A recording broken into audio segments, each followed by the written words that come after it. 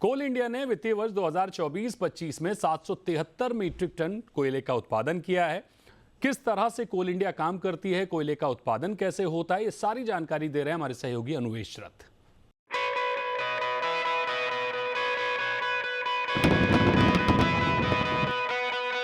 कोल मंत्रालय के अंतर्गत कोल इंडिया की सब्सिडरी नॉर्दर्न कोल फील्ड ने 2023 और 24 में लगभग 130 मिलियन टन के कोल का उत्पादन किया।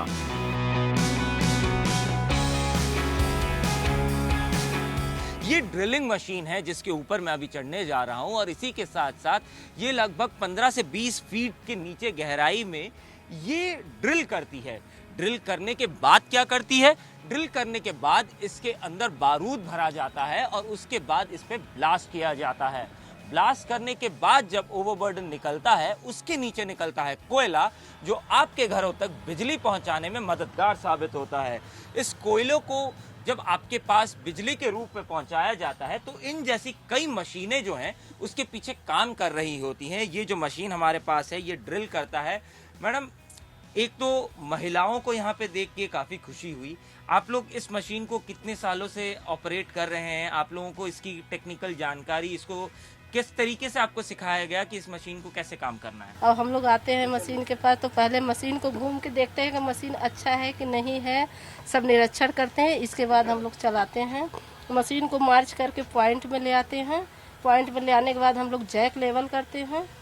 जैक लगाने के बाद 15 मीटर का राड है, उससे होल हम करते हैं और दूसरा राड जोड़ते हैं, तीसरा राड जोड़ते हैं। 15-15 मीटर का है, 45 मीटर हम लोग राड मतलब ड्रिलिंग करते हैं और 2.5 मीटर राड कोयले में जाता है, तब हम लोग ब्लास्ट करते हैं और ब्लास्ट करते हैं। इसके बाद कोयला उठाते हैं। तो जिस तरीके से ये मैडम कह रही थी कि ये ऑपरेटर हैं, इस मशीन को ऑपरेट करती हैं, और उसी के साथ साथ अगर आपको बताएं जिस तरीके से भारत सरकार महिला सशक्तिकरण में कार्यरत है, और इसी के साथ साथ जो आवाज़ आपने अभी अभी सुनी ये ब्लास्टिंग की आवाज़ थी, जहां पे एक पास ही के माइन में ब्लास्टिंग की गई है, जो इसी तरीके के एक मशीन ने ड्रिल किया और उसके बाद उसमें बारूद भरा गया और उसके बाद उसको ब्लास्ट किया गया।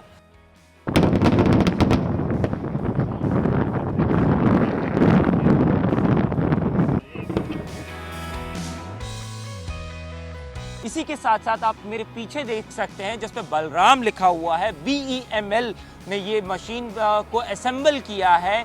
इस मशीन से ये किया जाता है कि जो OB होता है, ओवरबर्डन होता है, जिसके नीचे कोयला मिलता है, वो ये मशीन उसको रिमूव करती है, जो कोयला तक पहुंचने के लिए काफ़ी कार्यरत और मददगार साबित होती है। इसी के साथ साथ जब कोयला निकाला जाता है तब भी एक लोकेशन से दूसरे लोकेशन तक कोयला को पहुंचाने में ये मशीन काम करती है। इस मशीन की स्पेसिफिकेशन की अगर बात करें तो ऑलमोस्ट 94 मीटर्स दूर तक ये एक सामान को दूसरे सामान तक पहुंचा सकती है। वहीं पे इसकी पेलोड कैपेसिटी की अगर आप बात करें तो लगभग एक बोलेरो जितना सामान, एक बोलेरो से भी अधिक सामान इसकी टोइंग कैपेसिटी है, इसकी ओवरबर्डिंग कैपेसिटी है। NCL के अंतर्गत लगभग 10 कोल खदानें हैं जो पिछले साल 130 मिलियन टन कोल का उत्पादन किया और देश को लगभग 10% ऊर्जा में सहायता की।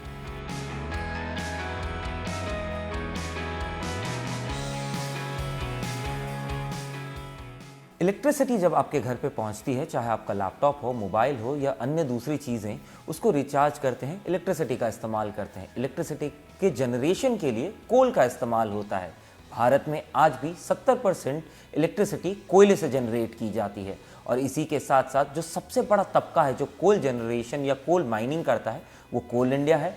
और कोल इंडिया की एक सब्सिडरी नॉर्दर्न कोल फील्ड्स में हम मौजूद हैं और उसके CMD हमारे साथ मौजूद है। सर, जी बिजनेस में आपका स्वागत है। इलेक्ट्रिसिटी जनरेशन, चाहे हमने देखा कोविड के दौरान जिस तरीके से माहौल रहा, कैपेसिटी जो लोगों का कंजप्शन था वो बढ़ गया, तो किस तरीके से आपने कोप अप किया? नॉर्दर्न कोल फील्ड्स आज के डेट में क्या प्रोडक्शन कर रही है और आगे चलते हुए आप क्या एक्सपेक्ट कर रहे हैं? या सन 2019 में नॉर्दर्न कोलफील्ड लिमिटेड ने सबसे पहले 100 मिलियन टन का अपना आंकड़ा पार किया था और लास्ट ईयर ये कंपनी ने 136 मिलियन टन का प्रोडक्शन किया है। इस साल कंपनी का टारगेट 139 मिलियन टन है और चाहे वो कोविड की बात हो या अदरवाइज़ भी हम लोग हमेशा इस कंपनी ने पावर प्रोडक्शन को सबसे ज़्यादा प्राथमिकता दी है।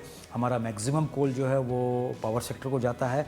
आसपास 19.3 गीगावाट के पावर प्लांट्स हैं, उसका कोयला एनसीएल की ओर से जाता है और हम होपफुल हैं कि हम इस तरह से ही देश की सेवा करते रहेंगे पावर प्रोडक्शन के लिए।